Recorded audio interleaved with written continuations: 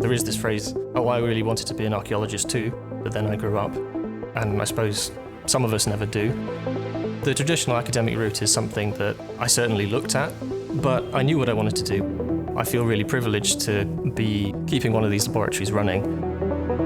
Archaeology is probably the most interdisciplinary subject you can get. It's basically the study of the world and everything in it. It's just that it's the past world.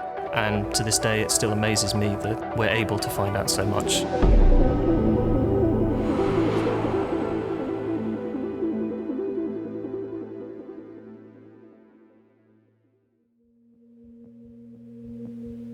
In a typical batch of samples, you may have ancient Egyptian hair from a mummy, you might have textile from the Andes, from South America, Neanderthal bones, even whiskey in some cases, because we're dating when the crop died, when the crop was harvested. There's really a huge variety of material that we're sent, and we probably run about 2,000 dates per year or thereabouts. You're measuring carbon, but the really important thing is that you're certain that that carbon comes from the original organism. It's not been introduced as contamination. For bone, for example, we're trying to isolate individual fractions within the bone. We don't just take the bone and put it in the machine. We clean it, we demineralize it, we extract the collagen, the protein from the bone, and convert that into CO2, which we then chemically change into solid carbon, which can be measured by the accelerator mass spectrometer, or the AMS. In many cases, we only have one shot.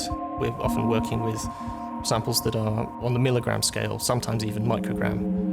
And so you do feel quite a large amount of responsibility for taking care of this material and treating it appropriately. And that's where you need experienced technicians who've worked with thousands of samples.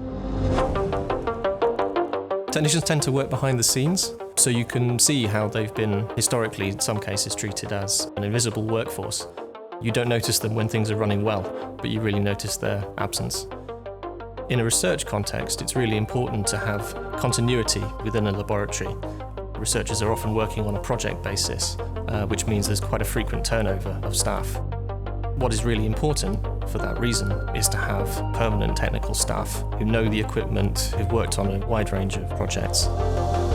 There's this idea that technicians are simply pressing buttons and operating machinery.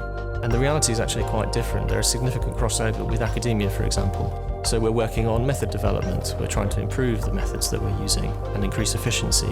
We're providing teaching and training for visiting researchers and students.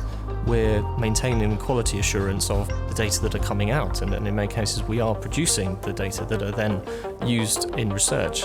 So increasingly the lines are being blurred between research and technical.